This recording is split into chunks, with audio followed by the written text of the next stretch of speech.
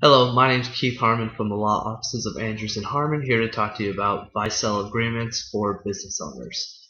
This is just going to be a brief overview of buy-sells in California, and the major points I'm going to be talking about today are what is a buy-sell agreement, why businesses need a buy-sell agreement, how to fund a buy-sell agreement, and then buy-sells for sole proprietors, partnerships, and corporations. So the first major topic: what is a buy-sell agreement? A buy-sell agreement is a powerful tool to help business owners control the future of the business. By that I just mean succession planning.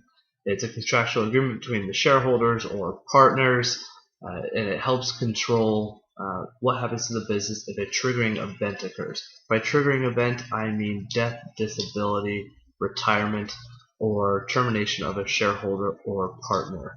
So second big discussion topic is why do corporations or businesses need a buy-sell agreement? A buy-sell agreement controls who gets in, who's going to control the business if one of the partners or the sole proprietor passes on. And what I mean by that is generally most businesses or partners don't want the surviving spouse of a deceased partner to come into the business and dictate how the business is going to be ran.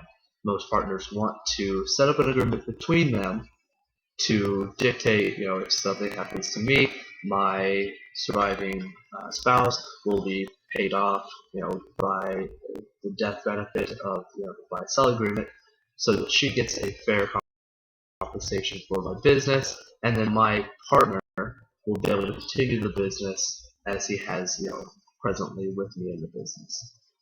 You also want fairness, and that's another great reason to have a buy-sell agreement.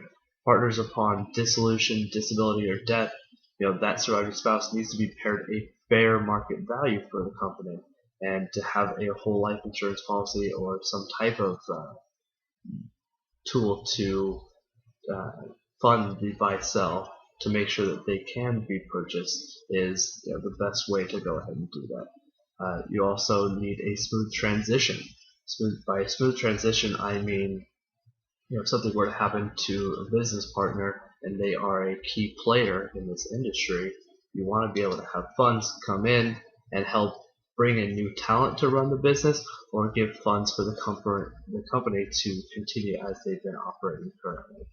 And also, you also want a cash asset for the company, and a buy-sell can generate the cash asset through a life insurance policy. So generally, funding a or the third major topic, funding a buy-sell, we generally do it with whole life insurance. We do this because it is the best tool to create money in the buy-sell. It does that in two different ways. First way is it's a cash asset. It's building cash the entire time. You're putting money into it so that you can use it in the future. And also, if something drastic were to happen, somebody dies, one of the partners, that way they get the face amount of the life insurance policy, and then the surviving spouse will be paid with that portion, so they're getting a fair market value for the company's stock, and then the surviving partner can continue the business as well. So let's go into buy-sells for sole proprietors. Upon the death of a sole proprietor, the business realistically ends. Since it's not a separate legal entity from the sole proprietor, the business assets are going to become part of the estate, and the executor is going to liquidate those assets and put that money into the estate. So the company needs to have a buy-sell of some sort to continue if one of the family members wants to continue the business, or even if a key employee wants to buy the business from the family.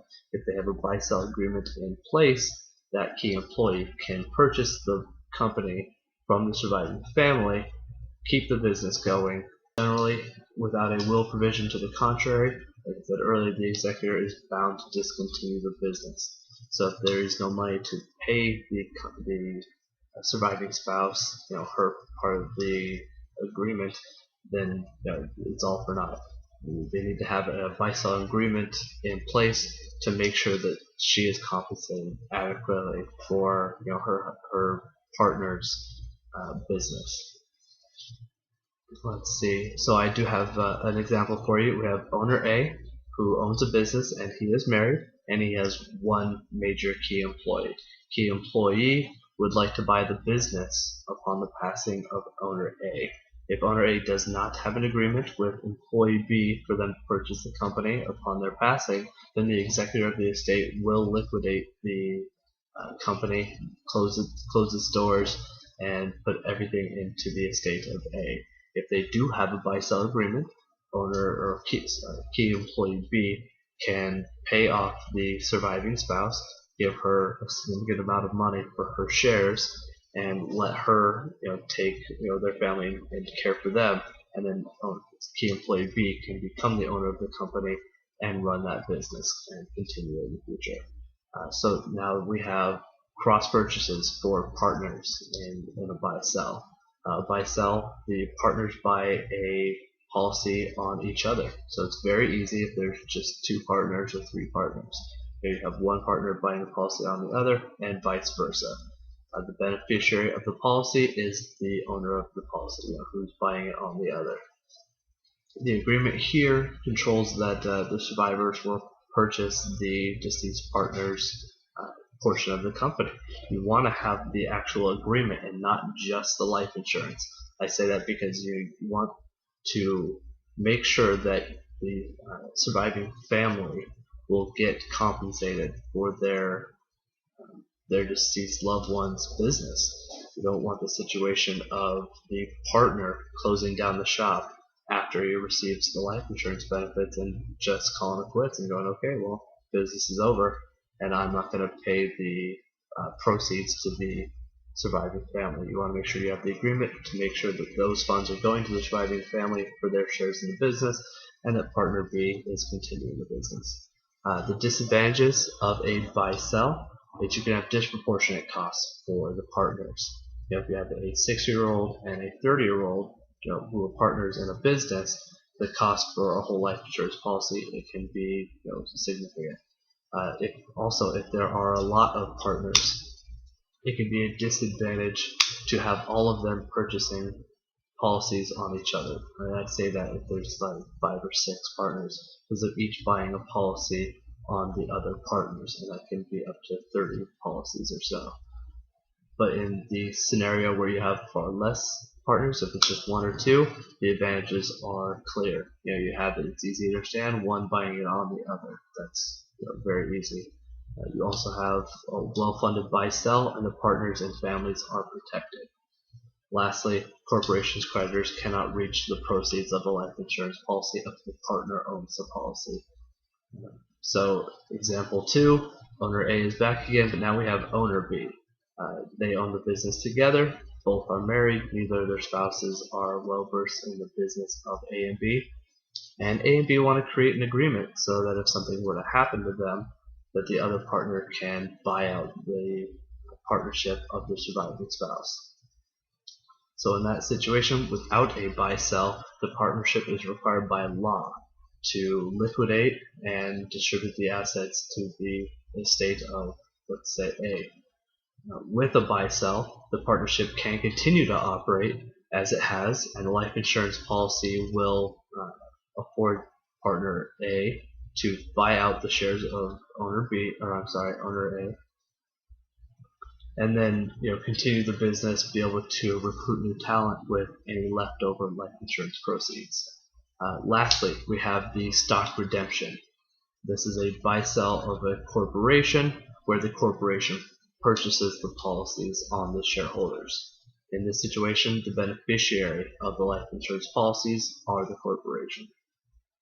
In this agreement, the death of one of the owners, the stock will be purchased by the corporation, and those shareholders will have an increase in their stock pro rata.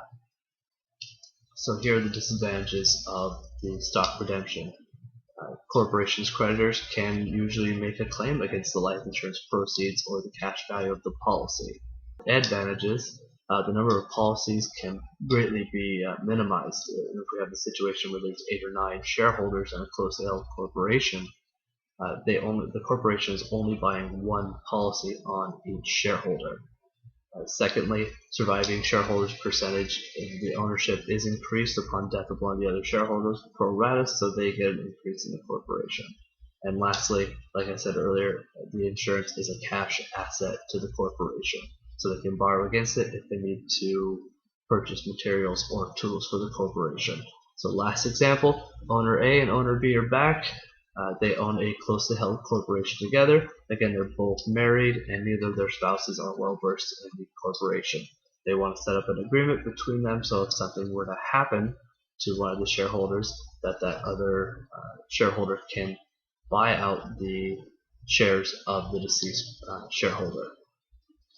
If they didn't have a buy-sell agreement in place, then the surviving spouse would take over the shares and would be able to have voting rights within the corporation.